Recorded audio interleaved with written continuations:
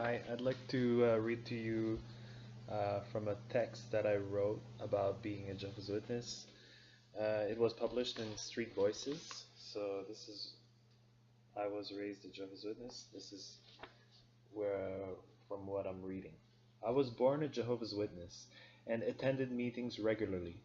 I remember my parents often taking me to McDonald's to get a Happy Meal on Sunday nights afterwards when I was a child in Florida. They weren't spiritual in my faith, and my father worked most of the time. We had a neighbor who was a skateboarder who wasn't a Jehovah's Witness, but because of that, my parents didn't want us to socialize with him. There used to be this young Jehovah's Witness who came to visit us in Florida. I remember a girl called Marie-André Roy, with whom I befriended. Later on, as she left the truth as a teen, I was forced to pretend as if I had never known her.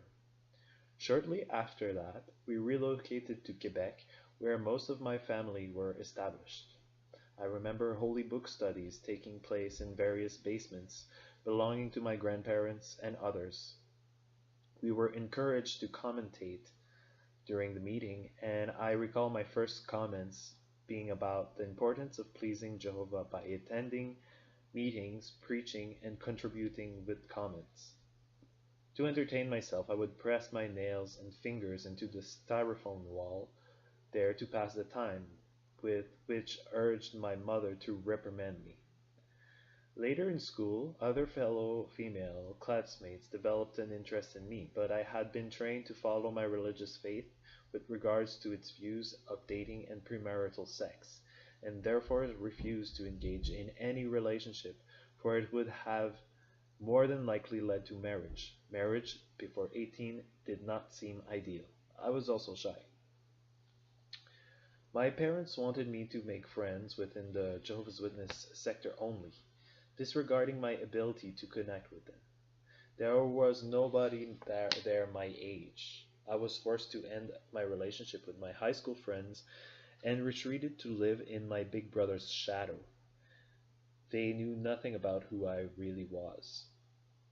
Once a friend offered me his Camaro he was selling. However, when I approached my parents, they responded saying no. If I was to purchase a car, it would only be a four-door for field service, which was preaching. Pressured by my parents, I consequently left school and my friends behind, finding work in construction, which was my father's career at the time.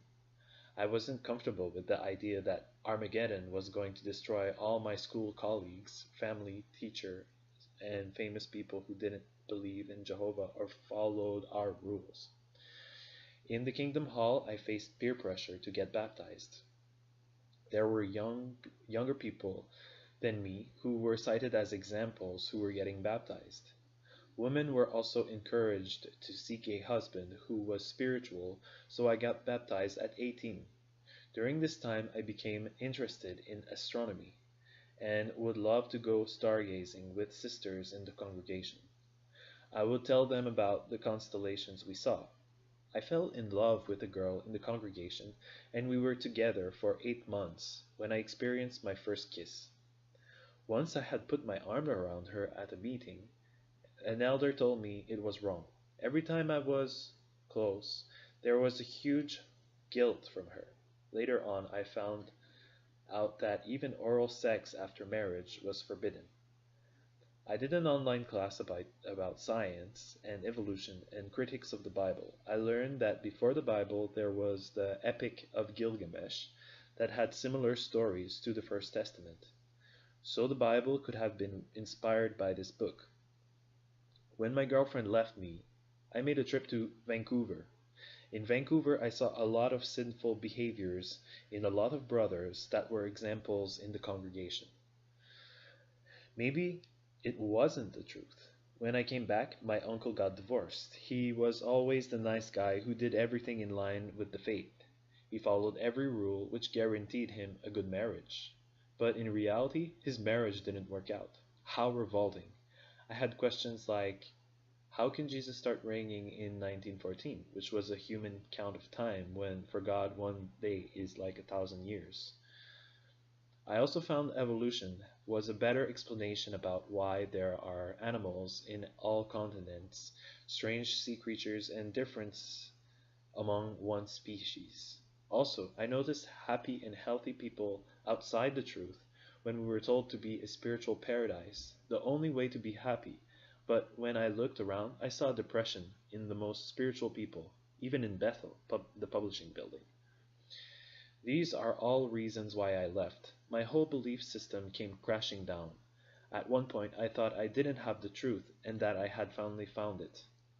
In 2018, my parents told me to see a professional and call 911 on me. I think they were scared of me acting out. I did not feel heard. Instead, my parents told me not to think that way when I shared my feelings. I was trying to express my negative emotions, since when repressed, I turned to self destruction. I tried to contact my friends that I had in high school and called them back 7 years later. I was depressed, anxious, and unable to attend meetings. Since I left, I had problems with anxiety, assertiveness, and making friends, and I lost all my support, which includes financial support. Also, I was very judgmental and had a lot of experimenting to do since I had never had a chance to learn who I am and what I liked. They criticized me so often that it destroyed my self-confidence in the rare times that I had some. I had been living I have been living on the streets now for 4 years because I left my faith.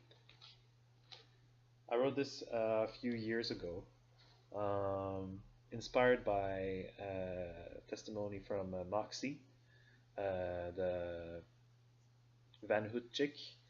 Um, so that's my version of my testimony. So hope you liked it. Thanks. This is Gaetan Jeunesse. Bye.